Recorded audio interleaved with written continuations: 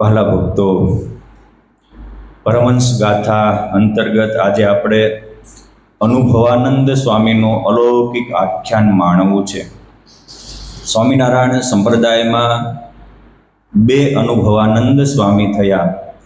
મંજુકેશાનંદ સ્વામી નંદમાળામાં લખે છે કે અનુભવાનંદ એક વિજ્ઞાની, અનુભવાનંદ બીજા નિરમાની. એક વિજ્ઞાની હતા. વિજ્ઞાની કોને કહેવાય? તો જેને સત્યનો અનુભવ છે એ વિજ્ઞાની છે. ગોપાળાનંદ સ્વામીએ જ્ઞાન અને વિજ્ઞાનની વ્યાખ્યા એ કરી. સ્વામી કે ભગવાન અને મુક્તો ધામમાં છે. ભગવાનનું ધામ અવિનાશી છે, અલૌકિક છે, ત્યાં અનંત મુક્તો સાથે પરમાત્મા રહે છે, એમ માનવું એ જ્ઞાન.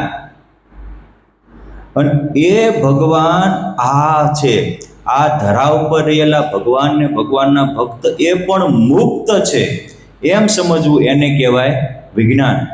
કેમ? જે પ્રગટની ઓળખાણ વિના ક્યારે વ્યક્તિમાં અલૌકિકતા પ્રગટતી નથી. આ અનુભવાનંદ સ્વામીને મંજુકેશાનંદ સ્વામી એટલે વિજ્ઞાની કહ્યા કે એને પ્રગટ મહારાજ અને પ્રગટ મુક્તોને ઓળખ્યા હતા. અને બીજા નિર્માની હતા. આપણે પહેલા જે વિજ્ઞાની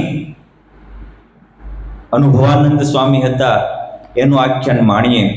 કેવા હતા એ વિજ્ઞાની અનુભવાનંદ સ્વામી? ક્યાં એમનો જન્મ થયો? કેવી રીતે પરમહંસ થયા? અને પરમહંસ બનીને એને શું શું સેવાઓ કરી એ જાણીએ. કૃષ્ણાનંદ સ્વામીએ શ્રી હરિચરિત્ર નામનો ગ્રંથ લખ્યો છે. એમાં લખ્યું છે, સ્વામી કહે છે કે દેશ બંગાલે કલકત્તા શહેર, ત્યાં જન્મ ધર્યો વિપ્ર ઘેર. કલકત્તામાં બંગાળ રાજ્યમાં કલકત્તા સિટીમાં બ્રાહ્મણને ત્યાં આમનો જન્મ થયો હતો. આમનો પૂર્વાશ્રમનું નામ, માતા પિતાનું તો ખબર નહીં, સંશોધનનો વિષય છે, પણ એમનું નામ અનુપરામ હતું. અને એમના એક જીગરજાન દોસ્ત હતા અને એ હતા સુખરામ. અનુપરામ અને સુખરામ અને ત્રીજા વેણીરામ, આ ત્રણેય મિત્રો હતા. નાનપણથી બ્રાહ્મણ કુળમાં હોવાથી વિદ્યા વાસંગી હતા. અમથું તે બિહાર બંગાળમાં ચાણક્ય થયા, નાલંદા વિદ્યાપીઠ થઈ, ત્યારથી એ વિસ્તારમાં શિક્ષણનું મહત્વ ઘણું હતું. નાનપણથી ભણ્યા ગણ્યા હોશિયાર થયા. એક એમની પરંપરા એવી છે કે તેઓ ઝરણાપરણા ગામના હતા. અને અયોધ્યા તો કોમન, બધા જ અયોધ્યામાં વિશેષ અભ્યાસ કર્યો અને પછી ત્યાં જ તે એવો સંન્યાસી થયા હતા. એ વસ્તુ કોમન છે. પરંતુ જો ઝરણાપરણા હોય તો આપણને એમ થાય કે ઝરણાપરણા ક્યાં? તો આજનું મધ્યપ્રદેશમાં વિંધ્યાચલ પર્વતની જે પર્વતમાળા છે એનીમાં મધ્યપ્રદેશનો એક મોટો જિલ્લો છે, એને પન્ના સિટી કહે છે. એવું કહેવાય છે કે પહેલાં ત્યાં ગોળવંશી રાજાઓનું રાજ્ય હતું. 16મી શતાબ્દીમાં મહારાજા છત્રસાલે એ ત્યાં વિશેષ સ્થાપના કરી અને એ યમુનાના કિનારે આવેલા ગામને ઝરણાપરણા પ્રદેશ તરીકે ઓળખાતો હતો. સ્વામિનારાયણ ભગવાને પ્રથમ દીક્ષા આપી એ પણ આ ઝરણાપરણા ગામના વ્યાપકાનંદ સ્વામીને આપી હતી. પરંતુ આજ આપણને પ્રશ્ન થાય કે આ ગામ ક્યાં? તો ટૂંકો ઇતિહાસ સમજીએ કે એ છત્રસાલ રાજા જ્યારે રાજ્ય કરતા હતા એ સમયે ત્યાં મુસ્લિમ આક્રાંતાઓએ ખૂબ જ આક્રમણો કર્યા. અને આક્રમણો કારણે યુદ્ધ થાય એટલે યુદ્ધમાં તો પાયમાલી જ હોય. યુદ્ધમાં લાભ થોડો, નુકસાન જાજુ, પણ યુદ્ધ અહંકારની અથડામણના હોય છે. લોભ અને લાલચ બુરી બલા છે. એને કારણે ઘરના યુદ્ધ હોય કે મોટા યુદ્ધ હોય, મુસ્લિમ આક્રાંતાઓ લોભ લાલચને આધીન થઈ અને જ્યારે ભારતીય પરંપરાને, ભારતીય વિજ્ઞાનને, ભારતીય જ્ઞાનને માત્ર એ કેમ લૂંટિયા નહોતા લૂંટી ગયા, એના પેટમાં તો ઘણું બધું પાપ હતું. અને એટલે તો એને મોટી મોટી ભારતીયોની વિદ્યાલયો, ગ્રંથાલયોને પણ હળગાવ્યા હતા. ભારતીય મંદિરો, શિલ્પ સ્થાપત્યને પણ તોડ્યા હતા. એના દિલમાં જેવું હતું કે ભારતની ભવ્યતા ભૂહાઈ જવી પડે. પણ યાદ રાખજો, ગમે એટલા લાખ વાદળ ભેગા થાય ને, સૂર્યને કદાચ થોડી વાર ઢાંકી શકે, સૂર્યને મિટાવી ન શકે. એ જ રીતે જે ભારતીય ઋષિ પરંપરાઓએ સ્થાપેલું જે વૈદિક સનાતન જ્ઞાન છે, જે આપણી પૂર્ણ ભારતીય અવતારોની પરંપરા છે, એને બ્રહ્માંડમાં કોઈ એવું તત્વ નથી જેનું મિટાવી શકશે. બાકી બધી અનેક આ દુનિયામાં એક ગણના મુજબ 446 સંસ્કૃતિઓ આવીને વિનાશ થઈ ગઈ. આજે 446માં ખાલી 14 જેટલી જ છે. ભારતીય સંસ્કૃતિને ગૃણોએ લૂંટી, ડચ લોકોએ લૂંટી, પોર્ટુગલોએ લૂંટી, અંગ્રેજોએ લૂંટી, મુસલમાનોએ લૂંટી, તોય ભારતીય જેમ કદાચ ઉનાળામાં ઝાડવું થોડું શીમળાઈ જાય પણ પાછો વરસાદ આવે નવપલ્લવિત થાય, એમ વર્તમાન કાળ એ આપણી ભારતીય સંસ્કૃતિનો કાળ છે. એ વખતે મુસ્લિમ આક્રાંતાઓ એની ઉપર રાજ્ય ઉપર લડાઈ કરી અને લૂંટતા હતા અને એની સામે યુદ્ધમાં ફાઇટ આપતા, એમના ખજાના ખાલી થયા. એ વખતે એમના ગુરુ હતા, સમર્થ ગુરુ હતા સિદ્ધયોગી પ્રાણનાથજી. પ્રાણનાથજીના શરણે ગયા અને મહારાજા છત્રસાલ કહે છે શું કરીએ? અને જ્યારે ખરી લડાઈ હોય ને, જે કાયમ આવે ને, એ સાચો મરદ ગણાય. એ જ્યારે મહારાણા પ્રતાપ ભારતીય સંસ્કૃતિ માટે, હિન્દુ સનાતન ધર્મ માટે લડતા હતા અને એ વખતે ખજાના ખાલી કરી દીધા, એ ઝઘડુશા રાણા પ્રતાપની જેમ ઇતિહાસમાં અમર થયા. જ્યારે વલ્લભભાઈ પટેલ, ગાંધીજી વગેરે નેતાઓ દેશ માટે લડતા હતા, ત્યારે ટાટા બિરલાવાળાએ ખજાના ખાલી કરી દીધા, એ ઇતિહાસમાં અમર રહેશે. દેશને જરૂર હોય, રાષ્ટ્રને જરૂર હોય, કોઈ ગરીબને જરૂર હોય અને આપણા ખીચામાં રહેલા પૈસા કામમાં ન આવ્યા તો એ પૈસા ને એ પૈસાવાળા બધા હરામના છે, કામના કોઈના નથી. આ એ હતા કે સિદ્ધયોગી પ્રાણનાથે કહ્યું કે ભલે તમારી લડાઈ થતા ખજાનો ખાલી, હાલો હું દેખાડું છું. અને એ વખતે એને કહ્યું અહીં ખોદો, અહીં તમે 10-10 ફૂટ ખોદશો તો હીરાની ખાણો નીકળશે. અને એ પન્ના નામના હીરા નીકળ્યા અને એટલા હીરા નીકળ્યા કે એનો ખજાનો છલકાઈ ગયો અને એને લાઈફ ટાઈમ સુધી મુસલમાનને અંગ્રેજોને તાબે છેલ્લે સુધી ઘણા સુધી ન થયા. પછી તો આખું જ જ્યારે રાજ્ય થઈ ગયું ત્યારે થવું પડે. પણ એ પન્ના ત્યાંથી નીકળ્યા એટલે એ ઝરણા પરણાનું બીજું નામ પડી ગયું પન્ના શહેર. અને આ પન્ના શહેર એ મધ્યપ્રદેશમાં વિંધ્યાચલ પર્વતની પર્વતમાળામાં આખો તાલુકો પ્રદેશ છે હતો. આપણે જેમ ગુજરાત જ્યારે ભારત આઝાદ થયું ત્યારે આપણું સૌરાષ્ટ્ર રાજ્ય અલગ હતું, પણ પછી એનું વિલીનીકરણ કર્યું અને ગુજરાતી ભાષાના આધારે આખો આપણો વલસાડ વાપી સુધીનો આખો ગુજરાત રાજ્ય બન્યું. એ જ રીતે મધ્યપ્રદેશમાં પણ આ પન્ના એક અલગ રાજ્ય જ હતું, એ અલગ રહ્યું હતું. પરંતુ કાળે કરીને આખા રાજ્યની એક સુવિધા સચવાય એટલે જેમ ગુજરાતને પહેલા મહારાષ્ટ્રમાં વિલીનીકરણ કર્યું, એ જ રીતે પન્ના રાજ્યને મધ્યપ્રદેશમાં વિલીનીકરણ એ તે વખતે કરેલું અને મોટો દરજ્જો પણ આપેલો. પણ આ પન્નાના મહાન એ આપણે પૂજ્ય ધર્મવિહારી સ્વામી, આજે ગઢપુરના ચેરમેન સ્વામી છે વગેરે, નાહિયરવાળા સંતોષ, આ બધા જે શામળિયા ચૈતન્યાનંદ સ્વામીની પરંપરામાં આવે એ શામળિયા ચૈતન્યાનંદ સ્વામી એના ગણના મુજબ આ પન્નાના હતા. કૃષ્ણાનંદ સ્વામીએ કીધું બંગાળમાં, પણ બંનેનો એક મત તો એ છે કે ત્યાંથી એવો અયોધ્યા વિશેષ ભણવા ગયા. એ સુખરામ એ પરંપરામાં આવેલી આ શામળિયા ચૈતન્યાનંદ સ્વામી અને અનુપરામ એ અનુભવાનંદ સ્વામી થયા. કેવી રીતે થયા? તો એ અયોધ્યામાં ગયા, ખૂબ ત્યાં વિદ્યા અધ્યયન વિશેષ કર્યું, મહાવિદ્વાન થયા. જો ભણે તો બધા જ છે અને આજે તો ભણવાનો ક્રેઝ છે અને ભણવું જ જોઈએ. પરંતુ ભારતીય જે વૈદિક પરંપરા હતી એ ભણતર સાથે ગણતર હતું, સંસ્કાર સાથે શિક્ષણ હતું અને લક્ષણ સાથેનું શિક્ષણ વ્યક્તિનું રક્ષણ કરે. અને લક્ષણ કહેતા જે જીવન મૂલ્યો છે, નૈતિકતા, પ્રામાણિકતા, એ વિનાનું શિક્ષણ એ જ મોટું ભક્ષણ કરે. આજે દેશ અને દુનિયાને ભક્ષણ કોણ કરી રહ્યા છે? લક્ષણ વગરના શિક્ષકો. મોટા મોટા એવા આજે હજારોની સંખ્યામાં મોટા મોટા ભણેલા ટેકનોલોજી છે ને, એ માણસ કેમ મારવા એની શોધ કરી રહ્યા છે. કોણ આ મોટા મોટા બોમ્બ ને બધા માણસ મારવાના કારતૂત કોણ રચે છે? એ હિટલરે 60 લાખ જેટલા અવયવોને ઝેરી ગેસ ચેમ્બરમાં મારી એમ રચનાર મોટો ટેકનિકલ હતો. એટલે લક્ષણ સાથેનું શિક્ષણ એ ભારતીય સનાતન પરંપરા છે. અને આ લક્ષણ સાથેનું શિક્ષણ ભણ્યા એટલે એને વિચાર આવ્યો કે બરાબર છે આપણે ભણ્યા, પરંતુ સાચું ભણતરનું ફળ હું? તો કે કોઈ એવા મહાન સંતને ભેટી અને પુરુષોત્તમ નારાયણનો અનુભવ કરવો એ ભણતરનું ફળ છે. ત્યારે આપણે અત્યારે શું કે ભણતરનું ફળ શું મળે? સારી નોકરી મળે, સારી છોકરી મળે અને વિદેશમાં ફરવા મળે, ગાડી લાડી મળે એટલે ભણતરનું ફળ પૂરું. એટલે આ ગધાડા કૂતરાય તે એના પેટના ખાડા પૂરે. તમે આની માટે ભણવા માંડો છો? આજે ભણતર એ બિઝનેસ લક્ષી થઈ ગયું, ત્યારે આપણું પરંપરાનું ભણતર એ જીવનલક્ષી હતું.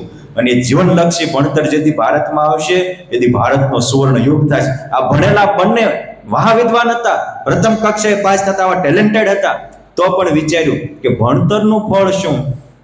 તો કે કોઈ સત્સંગ કરી અને ભવસાગર તરી જઈએ. એ મળે ક્યાં?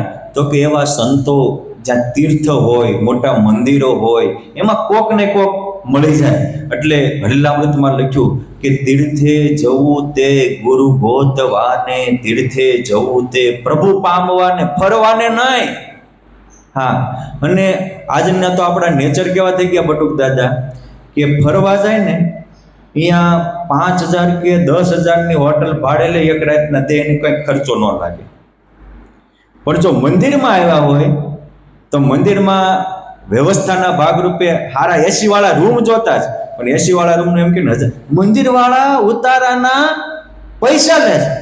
એટલે તું પણ 10,000 દઈને આવે ત્યાં ગણતરી નથી થતી.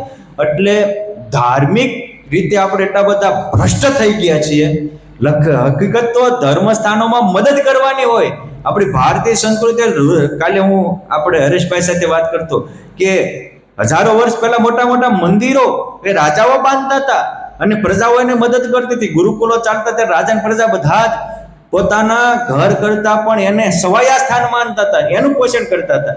એની જગ્યાએ હોટલમાં ખાવા જાય તો 200, 300, 400 રૂપિયાની ડીશ કરીને આવે હો.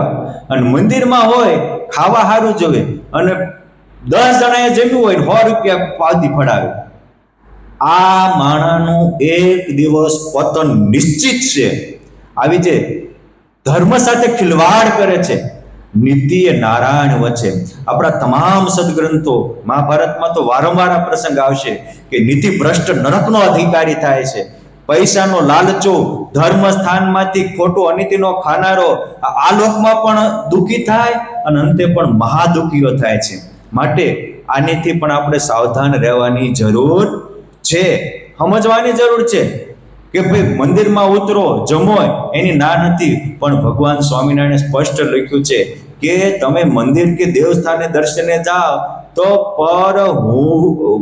પર અન્ન નિજ પુણ્યહૂત, પારક્યું અનાજ, પારકી સગવડતા આપણા પુણ્યને હરી લે. અને પુણ્યને હરી લે પછી પ્રશ્ન શું ઊભો થાય? આપણને શું પુણ્ય હરાઈ ગયું? બાપા ખરાબ વિચારો આવડે, અવળે ધંધે ચડી જાવ ને એ જ પાપનું પ્રગટ થયું છે. અને પુણ્યશાળી હોય એને શું વિચાર આવે? ઓલાને કુ વિચાર આવે. ઓલાને કોકનું ચોરી લેવાનું મન થાય, ઓલાને કોકને મદદ કરવાનું મન થાય, બીજું હોય ત્યારે. એટલે અનુભવાનંદ સ્વામી એવા સંત હતા કે એ ફરતા ફરતા પછી તીર્થયાત્રા કરવા નીકળ્યા. પણ શા માટે તીર્થ કરતા હતા? તીર્થનું ખાવા નહીં, તીર્થમાં સગવડતા ગોતવા નહીં. વ્યવસ્થિત ભગવાનના દર્શન થતા હોય અને ઘણાને ચા ન મળે તો કે આજે તો મજા જ ન આવી, એટલે તું ચા પીવા આવ્યો તો દર્શન કરવા આવ્યો હતો. અને પાછા મારા બેટા અમુક તો અમારી પાસે આવે, મને ખ્યાલ છે. વાદ કોનો લે ખબર છે? એ કે મસ્જિદોમાં મુસલમાનો કઈ પૈસા નથી લેતા, ચર્ચમાં ખીચનો કઈ પૈસા નથી લેતા. ત્યાં કોણ મંદિરમાં પૈસા લે દર્શનના? એ લોકોને માત્ર ત્યાં નમાજ પઢવા કે દર્શનની પ્રાર્થનાનું જ ઓલું હોય છે. બાકી ક્યાંય ત્યાં જમણવાર ભોજનાલય નથી હોતા. એ તો બીજાને જમાડવું એ તો ભારતીય સનાતન પરંપરા છે. એટલે તીર્થ સ્થાનોમાં બીજા ભૂખ્યાને ભોજન આપવો, આવેલાને આદર આપવો એ તો આપણી સનાતન પરંપરા છે. માટે આપણે આપણી પરંપરાને સંભાળવી પડે. ત્યાં તરત કે ખાવું છે તો આમે હોટલ છે, આ મંદિરમાં તમને એ ખાવાનું 50 રૂપિયા મળતું હોય, ત્યાં 500 દેવા પડે. એ બધાની વ્યવસ્થા છે. આ ત્યાં નથી લેતા, અહીંયા કોણ દર્શનના પૈસા લે છે? આ કોણ મંદિર, કોઈ મંદિરમાં આપણે ગઢપુરમાં કે વડતાલમાં કે જુનાગઢમાં કે દ્વારકામાં દર્શને જઈએ, કોઈ દર્શનના પૈસા લે છે? પૈસા શેના છે? તે એ જે આપણે સગવડતા છે એના તો એ લોકો 10 ગણા લે છે, પણ બુદ્ધિ ભ્રષ્ટ થઈ હોય ને એને કોઈથી હોળો વિચાર આવે ને, એ તટસ્થ રીતે મૂલ્યાંકન ન કરી શકે. આ ભગવાનને સતને ગોતવા માટે મોટા મોટા વૃંદાવન આદિ અનેક તીર્થોમાં ફર્યા, ઉજ્જૈન વગેરે, કાશી વગેરે, અને ફરતા ફરતા એક જ હૃદયમાં છે ઋષિકેશ, અયોધ્યા, કાશી, વૃંદાવન વગેરે યાત્રા કરતા કરતા દ્વારિકા જતા જેતપુરમાં આવ્યા. જેતપુરના કિનારે ખળખળ વહેતી ભાદર ગંગા વહે છે, અને સવારમાં ઉઠી આ લોકોને જાવું જ હતું દ્વારિકામાં, વહેલા ઉઠી સ્નાન કરી પૂજન કરી. તમે જો, જેને સાચો ખપ હોય ઉત્સવ એને પરમાત્મા બીજી લપસ ન ગમે. ભૂખ્યાને ભોજન મળે એટલે એ પછી આ ટાઢું છે કોનું છે એ ચર્ચા કરવાનો રોકાય. આખો દિવસનું પાણી ન મળ્યું હોય અને એને પાણી મળે તો એ પછી આ ગરમ છે કે આ બિસ્લેરીનું છે કે આ બિસ્લેરીનું, એવું કરવા રોકાય નહીં. શું કામ? એને જરૂર છે. એમ જેને ભગવાનની કે સંતની જરૂર હોય એ ચર્ચા કરવાનો રોકાય છે તો એને જરૂર નથી. આ બહુ સમજવા જેવું છે. બહુ પ્રસિદ્ધ છે કે એક નાનો દીકરો ટ્રેનમાં પાણી લેવા નીકળ્યો, પાણી વેચવા નીકળ્યો, ત્યારે એક મોટા કરોડપતિએ જેમ પાણી બોલે માગ્યું, છોકરાએ કીધું કે આ પાણી, કે આ પાણીનું કેટલું? કે ઓલો છોકરો કે ગ્લાસના 10 રૂપિયા, કે 5 રૂપિયામાં નો આપ, 2 રૂપિયામાં નો આપ. છોકરો કે શેઠ આ મારો આની ઉપર તમારી આજીવિકા છે, 10 રૂપિયાનો ગ્લાસ છે, કે 5 રૂપિયામાં ગ્લાસ આપને તો લઉં. છોકરો કશું જ બોલ્યા વગર વિયો ગયો. બોલે પછી પૂછ્યું શું કામ? કે તરસ નથી લાગી.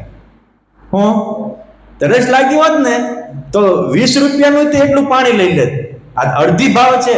અને માનવીનો નેચર કેવો ખબર છે? જ્યાં બ્રાન્ડેડ થઈ ગયું હોય ને ત્યાં 4 ગણો ભાવ દે. અને બિચારા પેટના ખાડા માટે ગરીબો રેકડી ચલાવીને કે આવી રીતે પાણી વેચતા હોય, અહીંયા કસ જ માર કરે. આ મારી વિનંતી છે કે આપણા જીવનમાં આવું થતું હોય તો આવું ન કરવું. તમે ઓલી મોટી બ્રાન્ડેડ થઈ ગઈ ત્યાં કસ મારો. ઓલા બિચારા એની આજીવિકા છે, ગરીબ છે, એને તમે કદાચ 2 રૂપિયા વધારે ગયા ને તો લેખે છે.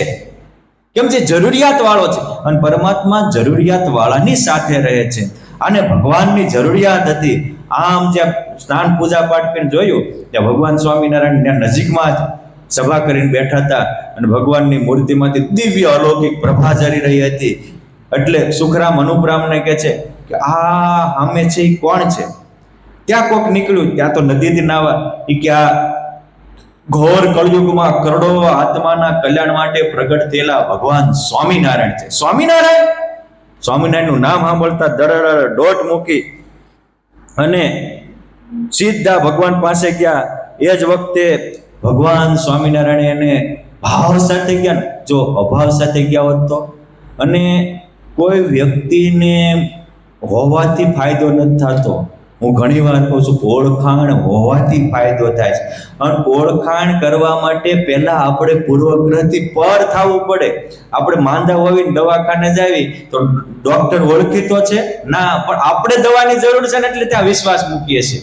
આને જરૂર હતી એટલે ભગવાન છે તરત મનાઈ ગયું. અને આજે વર્ષો ગયા તો હજી ઘણા રામને કે કૃષ્ણ ઉપર પણ શંકાઓ, આ તો સારું કર્યું અત્યારે સત્તા પલટો થયો અને હવે શંકાઓ બંધ થઈ. નકર એક દિવસ આ ભારતની સરકારના લોકો જેમ કહેતા કે રામ એક કાલ્પનિક પાત્ર છે. તમે જો અયોધ્યા મંદિરનો 500 વર્ષ કેસ શા માટે ચાલ્યો? કહેવાનું કે એને જરૂર જ નથી એની. એને એમ છે કે જો ભગવાન રામ કે ભગવાન કૃષ્ણના આદર્શ જીવનો રહ્યા તો ભારત સુવર્ણ યુગ બની જાય છે.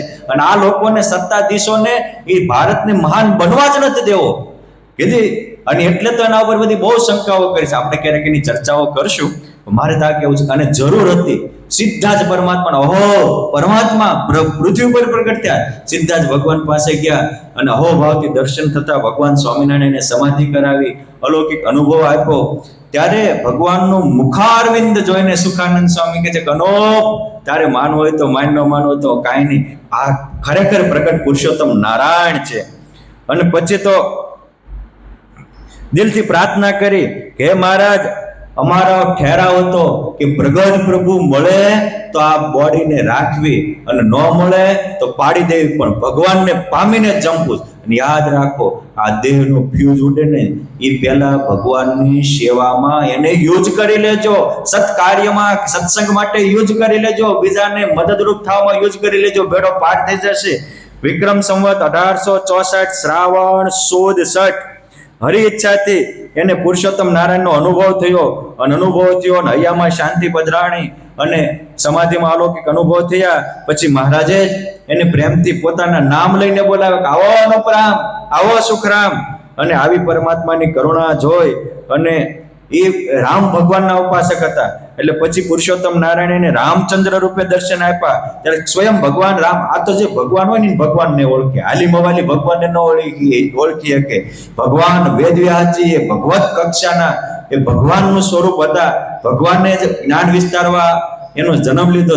એટલે પૂર્વે જે મત્સ્ય, કચ્છ, વરણ, વામન ને હંસ ને હયગ્રીવ આ બધા અવતારો એને પુરાણમાં લખ્યા.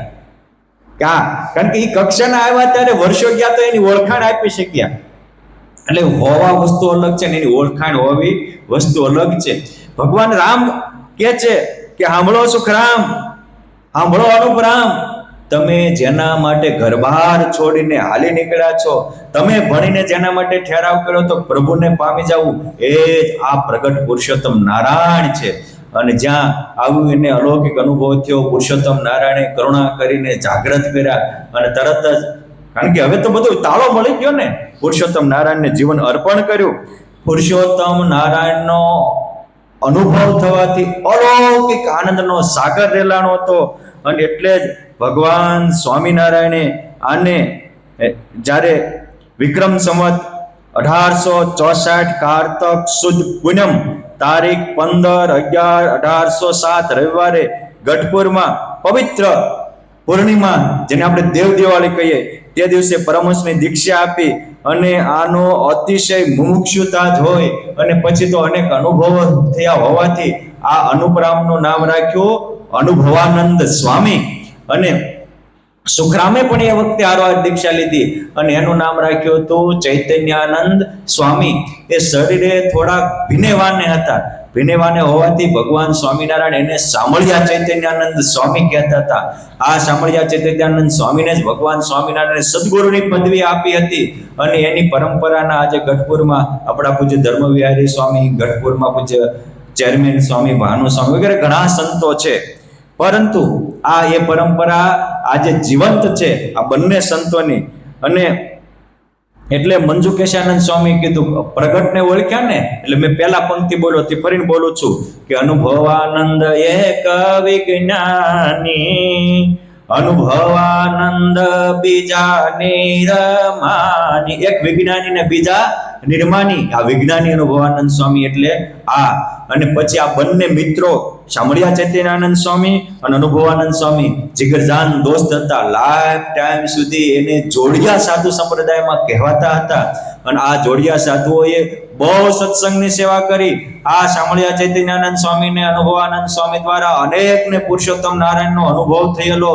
અનેક લોકો આ સત્સંગમાં જોડાયેલા. ભગવાન સ્વામિનારાયણે ગઢપુરમાં મંદિર બનાવ્યું. પછી તો આ સંતો ગઢપુરમાં જ વિશેષ રહ્યા હતા. અને એ શામળિયા ચૈતન્યાનંદ સ્વામીના સેવક અહીં બાજુના ઠવી ગામમાં વણિક કુળમાં જન્મેલા ભક્તિ વલ્લભદાસજી સ્વામી, એને તો ગઢપુરની 40 વર્ષ સુધી મહંતાઈ કરી. અને એ વખતે ગઢપુરનો સુવર્ણ યુગ લાવી દીધો હતો.